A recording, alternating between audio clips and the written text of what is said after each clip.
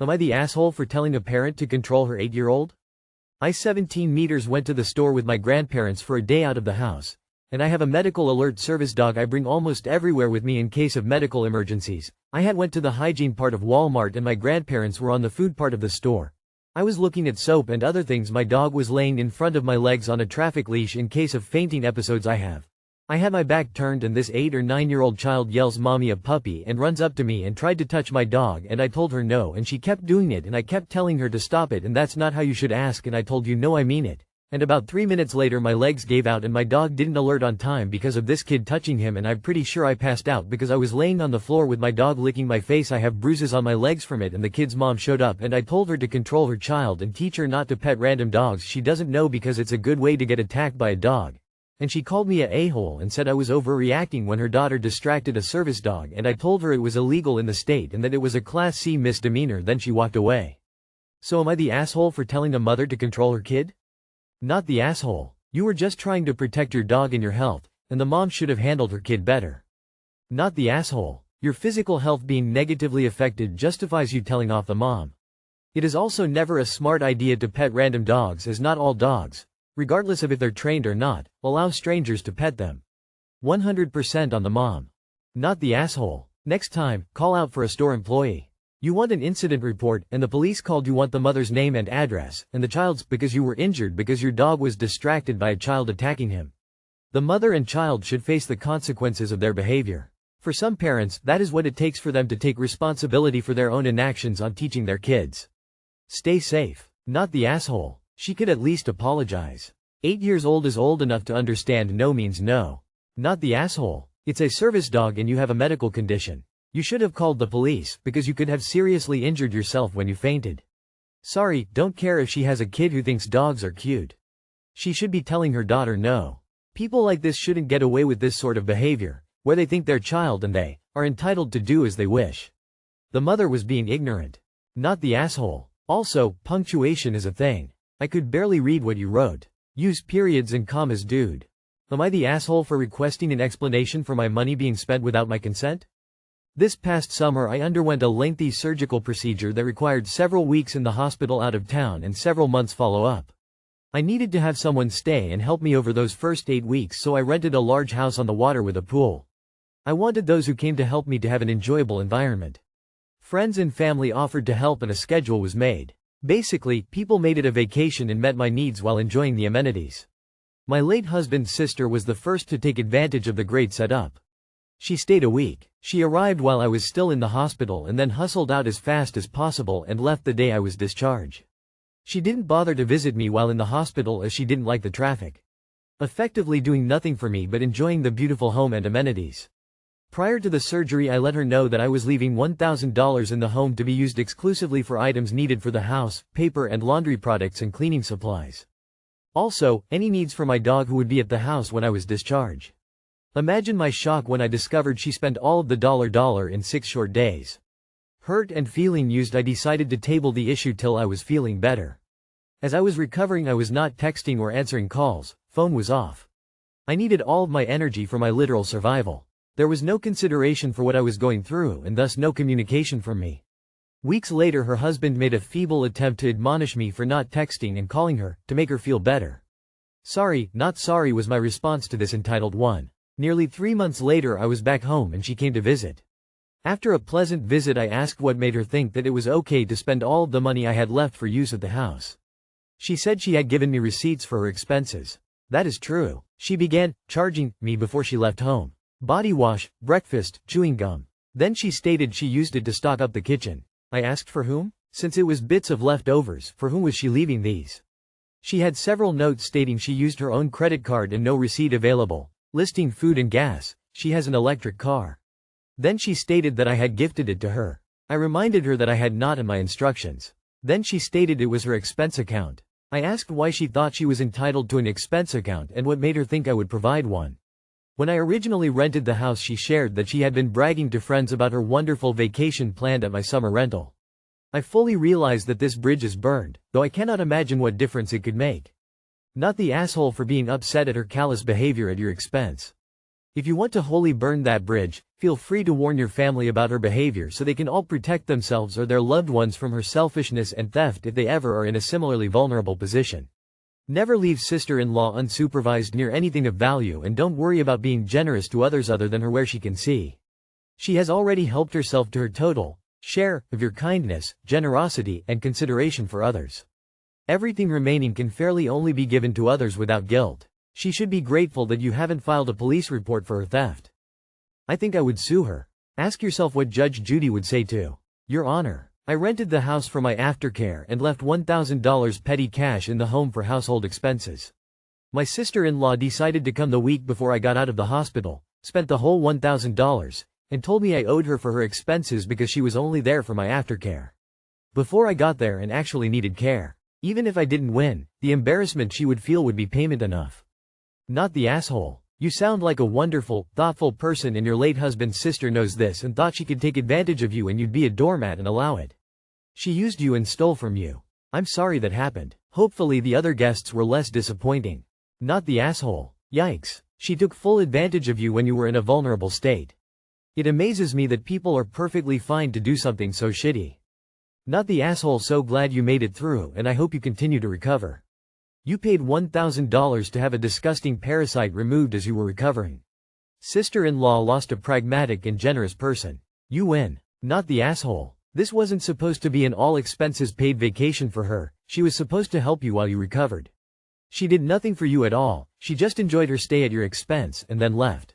She took advantage of you, and she doesn't want to be held accountable for it. Am I the asshole for not giving the neighbor's kids candy?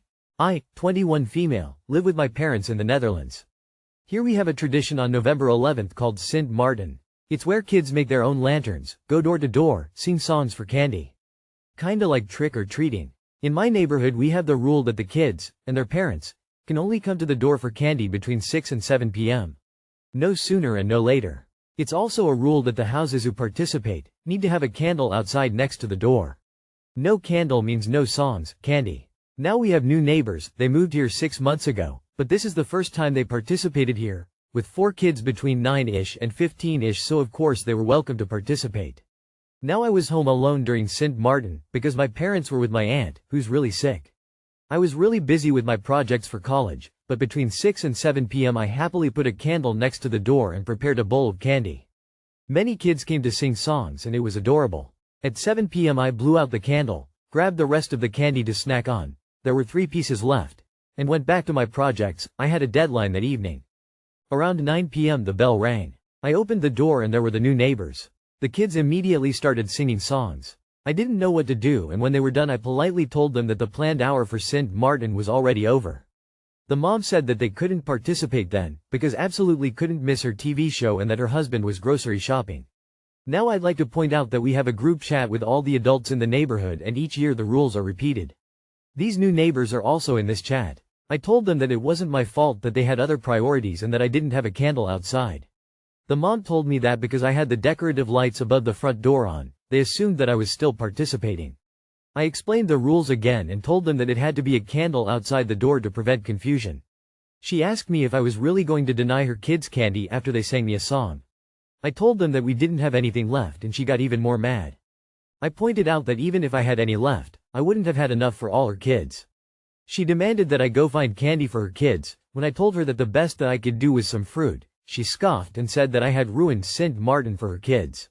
The kids started whining for candy and the mom told them that I didn't have any for them. In the meantime it was almost 9:30, my deadline was for 11 and I still had a lot to do. I was tired, stressed and had a headache, so I was grumpy. I still tried to be as polite as possible and told them that I had to get back to my project. The next day there was a message in the group chat from the mom saying that her kids were disappointed that they couldn't participate and that she expected better from a neighborhood with so many kids. So, am I the asshole?